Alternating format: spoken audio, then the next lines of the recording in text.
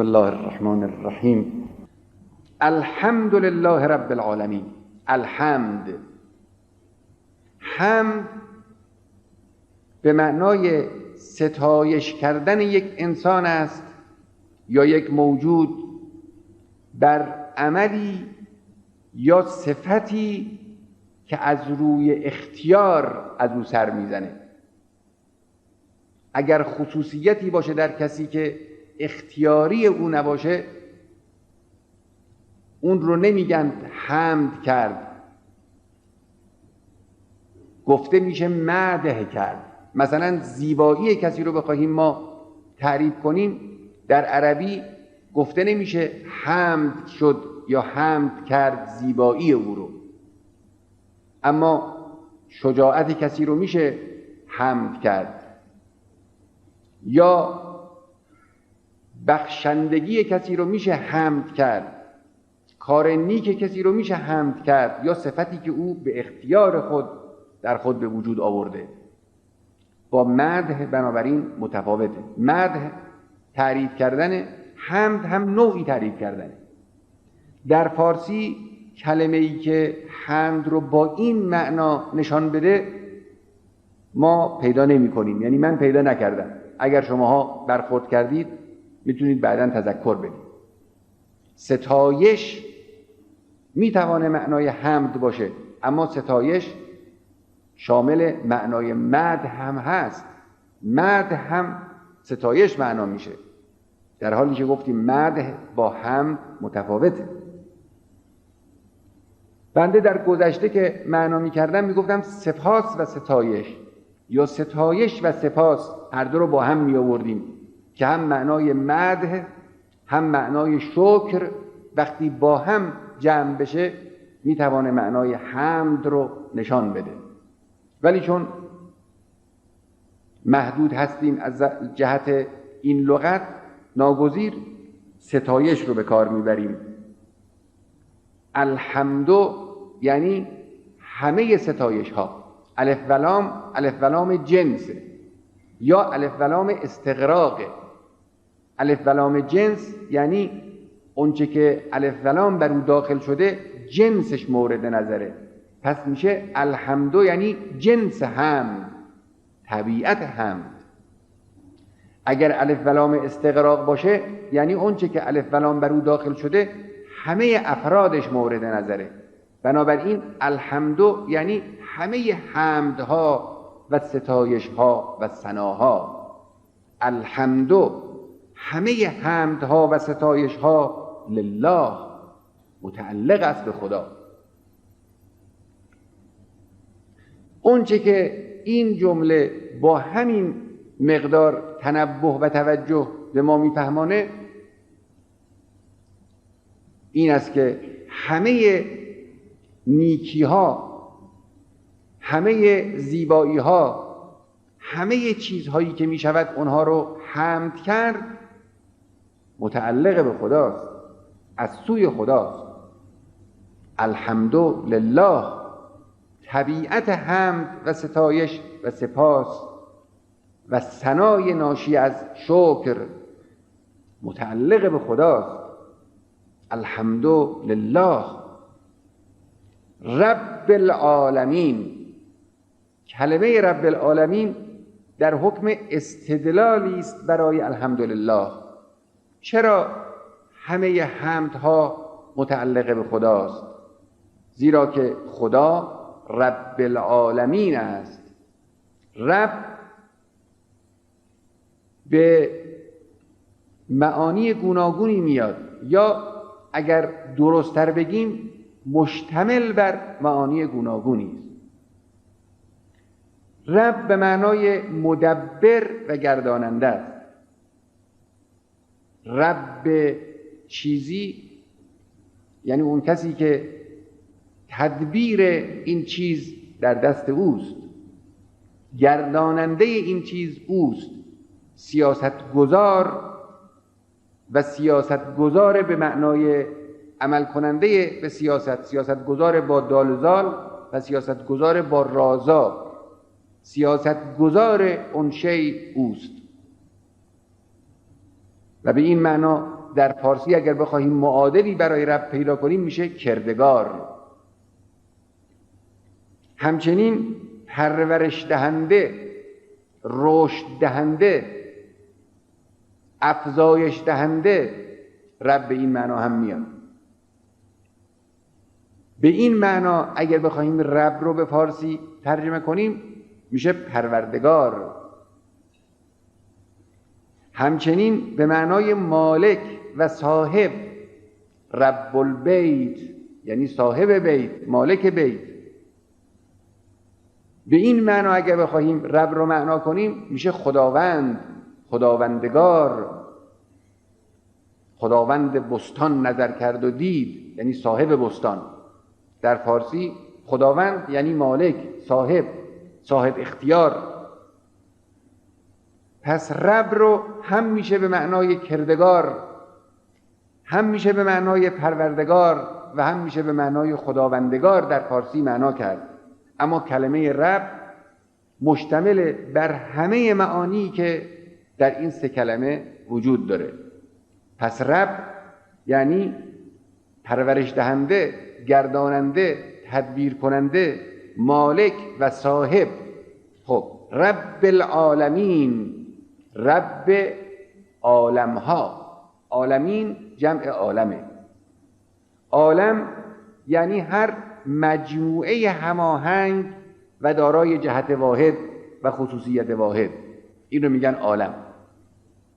مثلا عالم انسان، مجموعه انسان ها عالم انسان.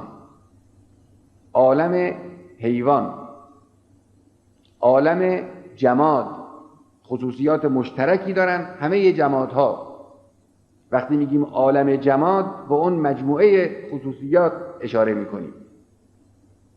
عالم دنیا، همه چیزهایی که در دنیا هستند خصوصیات مشترکی دارند، لذا به اینها همشون بر روی هم میگیم عالم، عالم دنیا. عالم غیب، همه چیزهایی که در غیب هستند خصوصیات مشترکی دارند. عالم شهادت، همه چیزهایی که مشهود انسان هستند خصوصیاتی دارند. تقسیم کائنات و موجودات به عوالم و عالمها بر اساس اینه که مشترکات هر یک مجموعه رو وقتی در نظر گرفتیم میشه یه عالم. مجموع همه اینها میشه چی؟ میشه عالمین. الحمد لله رب العالمین. سپاس و ستایش و ثنا و شکر متعلق و مخصوص است به الله که رب یعنی مدبر و آفریدگار و کردگار و خداوندگار همه عالم هاست. چون همه عالم ها متعلق به اوست و او کردگار اونهاست، خداوندگار اونهاست و آفریدگار اونهاست.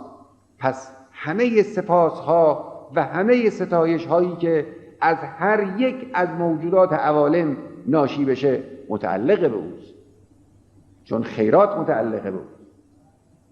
این لب تفکر یک انسان مسلمانه. همه نیکی ها رو از خدا دانستن،